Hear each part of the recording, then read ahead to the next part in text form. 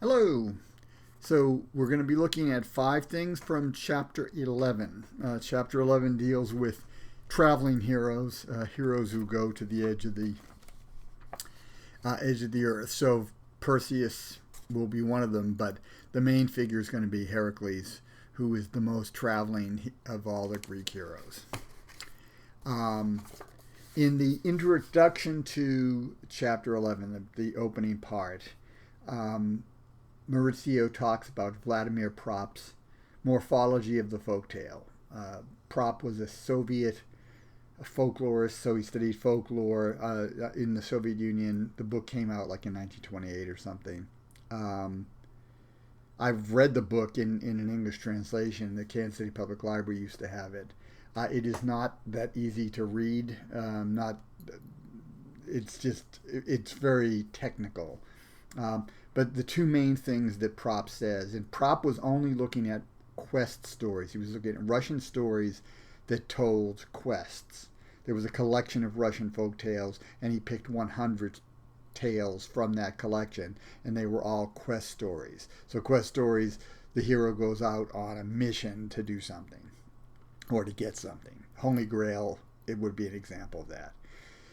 What Prop found in looking at these 100 stories was that there were 31 functions, 31 narrative elements that occurred in the stories, and they always came in the same order. Now, no story had all 31, but whatever ones they had, they were always in the same order. So, in other words, function number 3 always comes before function number 10, always comes before function 25, so forth. And some of the functions are things like the hero gets the call to go on the quest. Obviously, that's going to come before he actually performs the quest, right? Mission Impossible starts with the Mission Impossible leader getting the mission, and then we see the mission enacted. He also noticed that there were 7 characters that would appear in the stories. Again, maybe not all of them, but most of them. Obviously, you're going to have the hero, the main character, who does the action. The dispatcher is going to be someone who sends him on the mission. So, in the case of Mission Impossible, it's always the State Department guy on the DVD or the CD-ROM that gives him his mission. The donor is someone who gives him something. So, for instance, Perseus gets a special helmet, a special sandals with wings on them. He gets a special polished shield. He gets those all from the gods so that he can go deal with Medusa. The villain, of course, is the opponent of the hero, the one that the hero has to beat in some way. And oftentimes that figure is a monster of some sort. So this chapter also going to talk a little bit about monsters. The literary selection is the last third or so of Euripides' play Heracles. It's sometimes called the Heracles Maiamenos, which means Hercules enraged.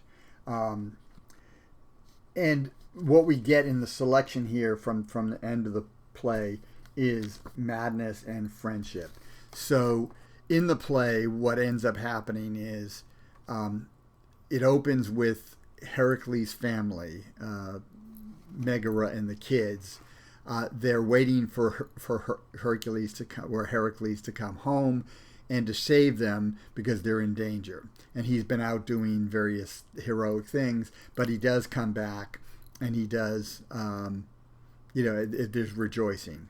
He goes into the house. There's going to be this celebration feast, and then on the roof of the house, Deus Ex Machina comes in on a crane, lands on the roof of the house. Is Lyssa, or Madness, who is an agent sent by Hera to drive Heracles crazy and cause him to kill his family, which is what happened. So Lyssa's up there. She says, I'm going to, cause him to go crazy.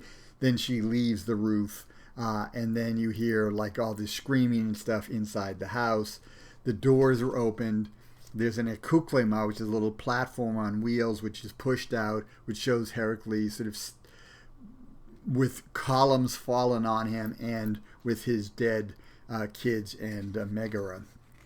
And Amphitryon, his father, comes in and he's horrified by this.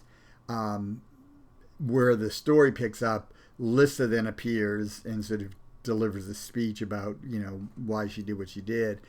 And then the key thing, I think, in this play is the appearance of Theseus, the king of Athens, who had been a friend of Heracles. He'd gone on missions with Heracles, and he represents friendship here. And the thing that's really striking about this is killing one's family is the worst thing that one can do. So murder is bad.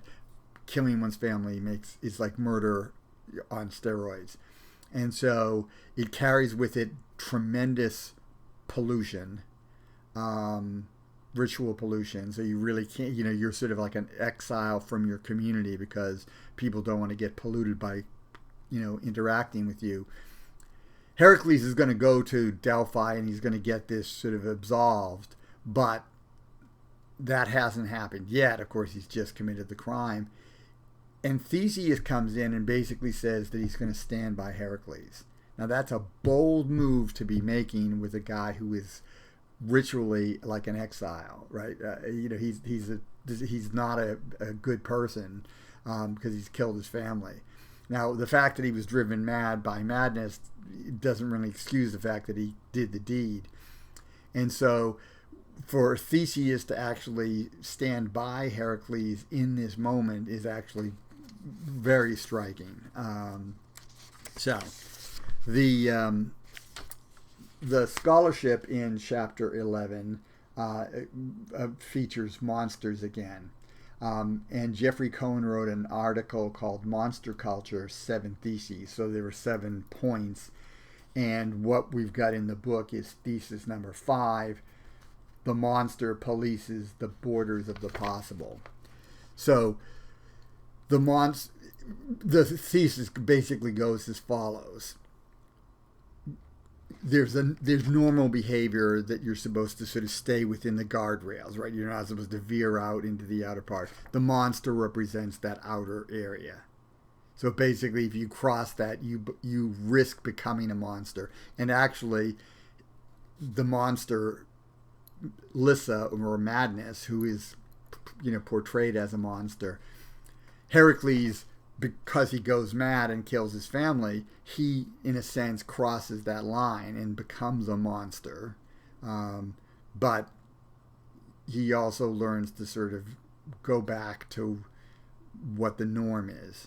And so learning where the borders are of what you can do and what you can't do, is one of the things that monsters teach us, because monsters live in that borderland and you don't want to meet the monster.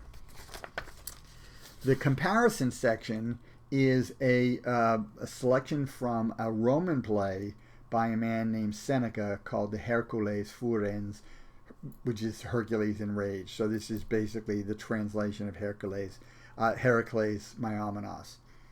Now, Seneca was Nero's Secretary of State. He was an advisor to Nero, and the first 5 years of Nero's reign were considered by the ancient Romans to be actually excellent. Nero was an excellent emperor for the first 5 years. He had a good first 5 years. First 5 years, he did all the stuff that he was supposed to do. The Roman Empire was running smoothly. And then he sort of veers off course. Part of the reason he veers off course is that he cuts himself sort of loose from Seneca and a guy named Burens. Burens was the head of the Praetorian Guard, and these two guys largely provided the guidance for Nero to be a good ruler. But then once you get rid of them, of course, all bets were off. Seneca was a Stoic philosopher, among other things. So I mean, he was a wealthy landowner, he was a political guy, but he was also a student of Stoicism.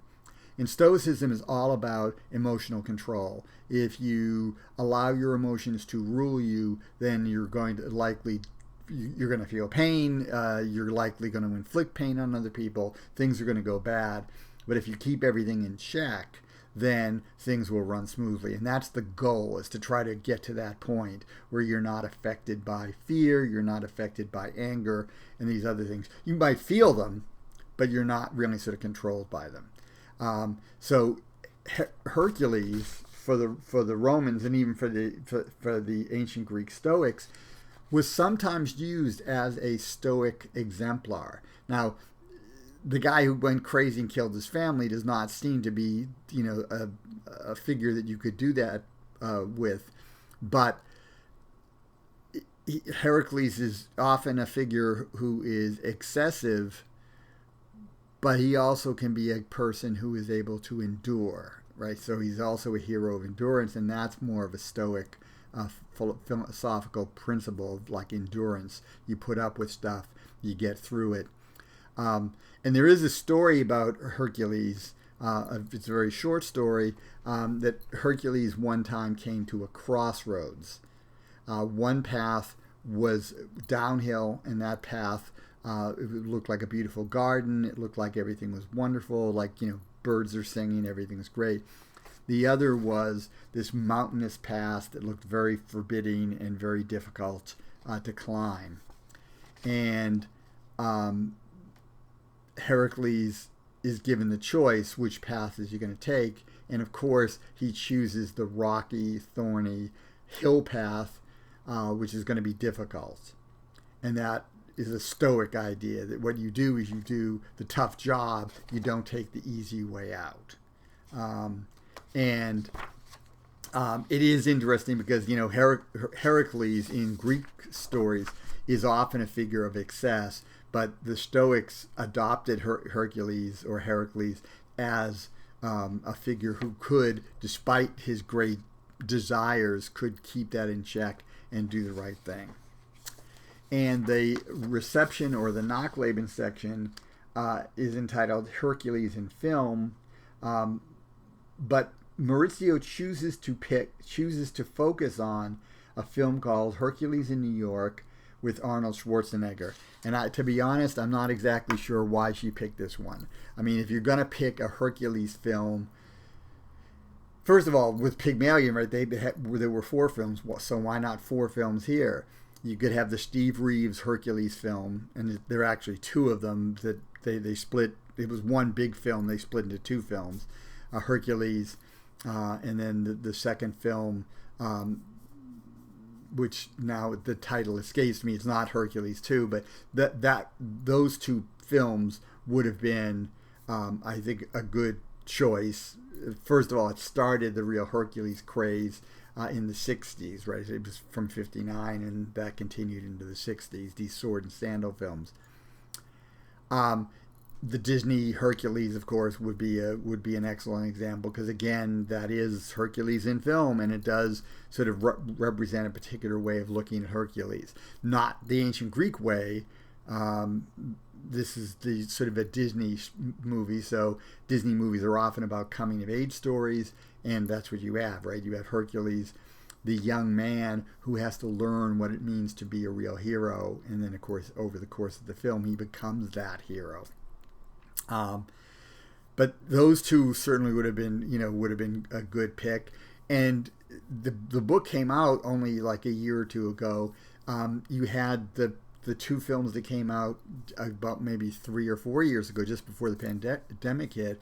One with Dwayne Johnson, The Rock, playing Hercules, and then there was another one that came out at exactly the same time. Those films could also have been looked at for Hercules. And to be honest, I love the Dwayne Johnson film, partly because it plays a lot with the idea of the heroic story. In other words, Hercules is a heroic figure. He is a great hero. But the stories about him make him a much bigger hero than any person could actually be. And it's because he's got a singer who sings songs about Hercules, which basically he's like a press agent. He basically builds up his reputation. And I think that's a brilliant way of looking at how these hero stories get to be like these magnificent super figures. It's because imagination takes hold, and these heroes act in a way that real people could not. The Hercules in New York is an awful movie. I mean, I will probably, I can't guarantee it, I will probably watch it just so I can finally say that I've watched the whole thing. I watched about a half hour of it, and it was so awful I couldn't watch anymore. And I like bad movies, so this would be grueling. If you want to look at this movie and write about it, you can do so. But yeesh. Among other things, it's the first feature film that featured Arnold Schwarzenegger. He was in a film called Pumping Iron, which was about the Mr. Universe competition or something like that, a bodybuilding competition. He was in that film, but he then decided he wanted to become an actor, and so this was his first film. So later Arnold Schwarzenegger actually has some acting chops. He has a limited range, but he knows how to play that range. This is before that, so he does not look comfortable on camera, and because at that point his English was fairly basic. I mean, you hear him now, and yes, he has an accent, but his English is great. I mean, he speaks English very well, a lot better than a lot of Americans speak German.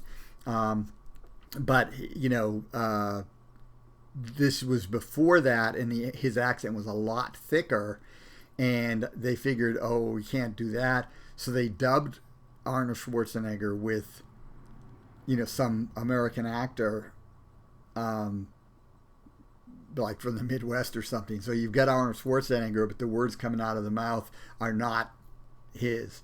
So seeing it now that we know what Arnold Schwarzenegger sounds like, it's like, really? Why didn't they just let Arnold say his lines? Because it would be better than this. So you can watch it if you want. As I said, I think it's an awful movie. It's just awful. On that awful note, I say goodbye.